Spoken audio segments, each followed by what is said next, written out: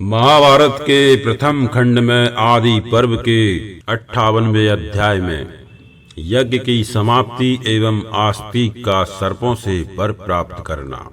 उग्र श्रवाजी कहते हैं, सौनक, आस्तिक के संबंध में यह एक और अद्भुत बात मैंने सुन रखी है कि जब राजा जन्मेजय ने उनसे पूर्वोक्त रूप से वर मांगने का अनुरोध किया और उनके वर मांगने पर इंद्र के हाथ से छूटकर गिरा हुआ तक्षक नाग आकाश में ही ठहर गया, तब महाराज जन्मेजय को बड़ी चिंता हुई, क्योंकि अग्नि पूर्ण रूप से प्रज्वलित थी और उसमें विधि पूर्वक आहुतियां दी जा रही थीं। तो भी भय से पीड़ित तक्षक नाग उस अग्नि में नहीं गिरा। सौनक जी ने पूछा, सूत, उस यज्ञ में बड़े बड़े मनीषी ब्राह्मण उपस्थित थे, क्या उन्हें ऐसे मंत्र नहीं सूझे जिनसे तक्षक शीघ्र अग्नि में आ गिरे? क्या कारण था जो तक्षक अग्नि कुंड में न गिरा? उग्र श्रवाजी ने कहा, सौनक, इंद्र के हाथ से छूटने पर नाग प्रवर तक्षक भय से थर्रा उठा, उसकी चेतना लुप्त हो गई। उस समय आस्तिक ने उसे लक्ष्य करके 3 बार इस प्रकार कहा, ठहर जा, ठहर जा, ठहर जा। तब तक्षक पीड़ित हृदय से आकाश में उसी प्रकार ठहर गया जैसे कोई मनुष्य आकाश और पृथ्वी के बीच में लटक रहा हो। तदनंतर सभासदों के बार बार प्रेरित करने पर राजा जन्मेजय ने यह बात कही, अच्छा, आस्तिक ने जैसा कहा है वैसा ही हो। यह यज्ञ कर्म समाप्त किया जाए, नाग गण कुशल पूर्वक रहें और ये आस्तिक प्रसन्न हो, साथ ही सूत जी की कही हुई बात भी सत्य हो। जन्मेजय के द्वारा आस्तिक को यह वरदान प्राप्त होते ही सब ओर प्रसन्नता बढ़ाने वाली हर्ष ध्वनि छा गई और पांडव वंशी महाराज जन्मेजय का वह यज्ञ बंद हो गया। ब्राह्मणों को वर देकर भरतवंशी राजा जन्मेजय को भी बड़ी प्रसन्नता हुई। उस यज्ञ में जो ऋत्विज और सदस्य पधारे थे, उन सबको राजा जन्मेजय ने सैकड़ों और सहस्त्रों की संख्या में धन दान दिया। लोहिताक्ष, सूत तथा शिल्पी को जिसने यज्ञ के पहले ही बता दिया था कि इस सर्प सत्र को बंद करने में एक ब्राह्मण निमित्त बनेगा, प्रभावशाली राजा जन्मेजय ने बहुत धन दिया, जिनके पराक्रम की कहीं तुलना नहीं है। उस नरेश्वर जन्मेजय ने प्रसन्न होकर यथा योग्य द्रव्य और भोजन वस्त्र आदि का दान करने के पश्चात शास्त्रीय विधि के अनुसार अवभृत स्नान किया। आस्तिक शुभ संस्कारों से संपन्न और मनीषी विद्वान थे। अपना कर्तव्य पूर्ण कर लेने के कारण वे कृतकृत्य एवं प्रसन्न थे। राजा जन्मेजय ने उन्हें प्रसन्न चित्त होकर घर के लिए विदा दी और कहा, ब्राह्मण, मेरे भावी अश्वमेध नामक महायज्ञ में आप सदस्य हों और उस समय पुनः पधारने की कृपा करें। आस्तिक ने प्रसन्नता पूर्वक बहुत अच्छा कहकर राजा की प्रार्थना स्वीकार कर ली और अपने अनुपम कार्य का साधन करके राजा को संतुष्ट करने के पश्चात वहां से शीघ्रता पूर्वक प्रस्थान किया। वे अत्यंत प्रसन्न हो घर जाकर मामा और माता से मिले और उनके चरणों में प्रणाम करके वहां का सब समाचार सुनाया।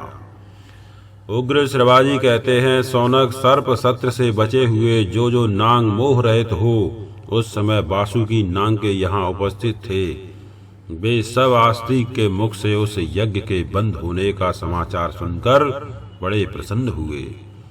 आस्तिक पर उनका प्रेम बहुत बढ़ गया और वे उनसे बोले, वत्स, तुम कोई अभीष्ट वर मांग लो। वे सब के सब बार बार यह कहने लगे, विद्वान, आज हम तुम्हारा कौन सा प्रिय कार्य करें? वत्स, तुमने हमें मृत्यु के मुख से बचाया है, अतः हम सब लोग तुमसे बहुत प्रसन्न हैं। बोलो, तुम्हारा कौन सा मनोरथ पूर्ण करें?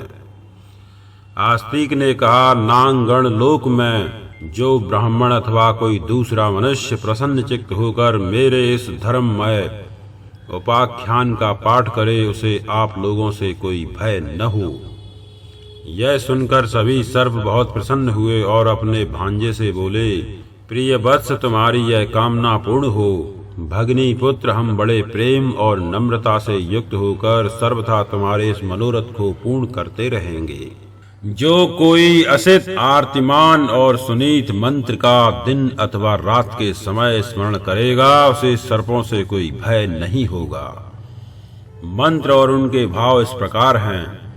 जरत्कारु ऋषि से जरत्कारु नामक नाग कन्या से जो आस्तिक नामक यशस्वी ऋषि उत्पन्न हुए, तथा जिन्होंने सर्प सत्र में तुम सर्पों की रक्षा की थी, उनका मैं स्मरण करता हूँ। महाभाग्यवान सर्पों, तुम लोग मुझे मत डसो। महाविषधर सर्प, तुम भाग जाओ, तुम्हारा कल्याण हो। अब तुम जाओ। जन्मेजय के यज्ञ की समाप्ति में आस्तिक को तुमने जो वचन दिया था उसका स्मरण करो। जो सर्प आस्तिक के वचन की शपथ सुनकर भी नहीं लौटेगा, उसके फन के शीशम के फल के समान सैकड़ों टुकड़े हो जाएंगे। उग्र श्रवाजी कहते हैं, विप्रवर शौनक, उस समय वहां आए हुए प्रधान नागराजों के इस प्रकार कहने पर महात्मा आस्तिक को बड़ी प्रसन्नता प्राप्त हुई। तदनंतर उन्होंने वहां से चले जाने का विचार किया। इस प्रकार सर्प सत्र से नागों का उद्धार करके द्विज श्रेष्ठ धर्मात्मा आस्तिक ने विवाह करके पुत्र पौत्रादि उत्पन्न किए और समय आने पर प्रारब्ध शेष होने से मोक्ष प्राप्त कर लिया। इस प्रकार मैंने आपसे आस्तिक के उपाख्यान का यथावत वर्णन किया है, जिसका पाठ कर लेने पर कहीं भी सर्पों से भय नहीं होता। ब्राह्मण भृगुवंश शिरोमणि, आपके पूर्वज प्रमति ने जो अपने पुत्र रुरु के पूछने पर जिस प्रकार आस्तिक को उपाख्यान कहा था और जिसे मैंने भी सुना था, उसी प्रकार विद्वान महात्मा आस्तिक के मंगलमय चरित्र का मैंने प्रारंभ से ही वर्णन किया है। आस्तिक का यह धर्ममय उपाख्यान पुण्य की वृद्धि करने वाला है। काम क्रोधादि शत्रुओं का दमन करने वाले ब्राह्मण, कथा प्रसंग में डंडुब की बात सुनकर आपने मुझसे जिसके विषय में पूछा था, वह सब उपाख्यान मैंने कह सुनाया। इसे सुनकर आपके मन का महान कौतूहल अब निवृत्त हो जाना चाहिए।